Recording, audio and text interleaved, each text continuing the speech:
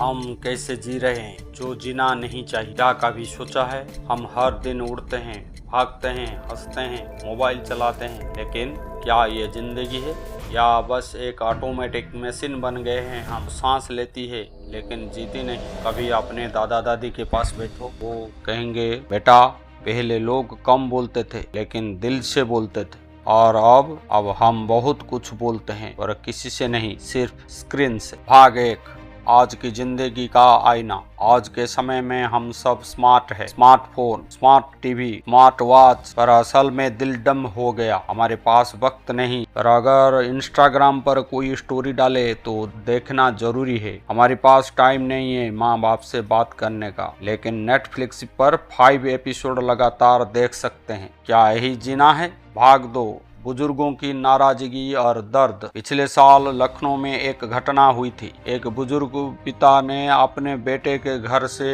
निकलकर वृद्धाश्रम का रास्ता पकड़ लिया, क्योंकि बेटे ने कहा पापा अब आपके टाइम की सोच पुरानी हो गई है। सोचिए, जिसने बेटा पैदा किया, पढ़ाया, खिलाया, वही पिता आज बोझ लगने लगा। और हैरान की बात यह है, वो बेटा लिंक्डइन पर फैमिली वैल्यूज की पोस्ट डालता है। क्या ये इंसानियत है या बस दिखावा? भाग 3, खुद को इंटेलिजेंट समझने का भ्रम। आजकल हम सबको लगता है हम सबसे ज्यादा जानते हैं। गूगल सब बताता है, एआई जवाब दे देता है, तो हमें बुजुर्गों की बात सुनने की क्या जरूरत है? पर याद रखिए, ज्ञान किताबों में मिलता है और बुद्धि अनुभव से। आप एक पुराने किसान से ज्यादा स्मार्ट हो सकते हैं, लेकिन उससे ज्यादा समझदार नहीं। वो मिट्टी की खुशबू से मौसम पहचान लेता है और हम वेदर ऐप से भी नहीं जान पाते। भाग 4, असली नुकसान क्या हो रहा है? हम खो रहे हैं धीरे धीरे बिना महसूस किए। रिश्ते खत्म हो रहे हैं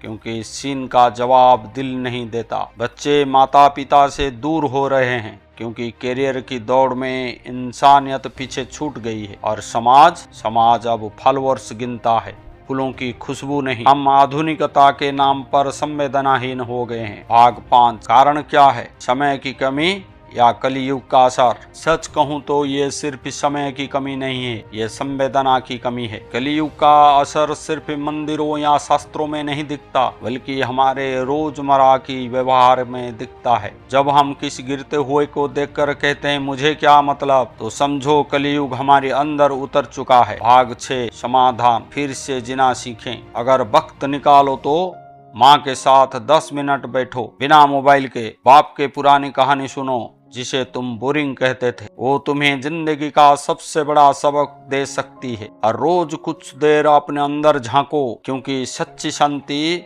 ना नेटफ्लिक्स में है ना सोशल मीडिया में, वो तुम्हारे मन के सन्नाटे में है। भाग 7, सच्ची घटनाएं से अंत। वाराणसी के एक महिला थी, सुधा मिश्रा। 3 बेटे, सब विदेश में। कोई नहीं आया जब वो बीमार पड़ी, लेकिन पास की झुग्गी के बच्चे ने उन्हें खाना खिलाया। और सुधा जी ने कहा मेरे बेटे पढ़े लिखे हैं, पर इंसान ये बच्ची है। उस दिन समझ आया, डिग्री नहीं, दिल से बड़ा कुछ नहीं। हम बदल सकते हैं अगर चाहे तो, दुनिया को नहीं, बस अपने रवैये को। क्योंकि इंसानियत मर नहीं रही, बस सोई हुई है, और उसे जगाने की जरूरत है सोच की। अगर आपको भी लगता है कि हम जी रहे हैं पर जैसे जीना नहीं चाहिए, तो इस वीडियो को शेयर करें, क्योंकि जरूरत है सोच की, और वो सोच आपसे शुरू होती है। तो ये थी आज की सोच। मिलते हैं और एक सोच के साथ। जय हिंद।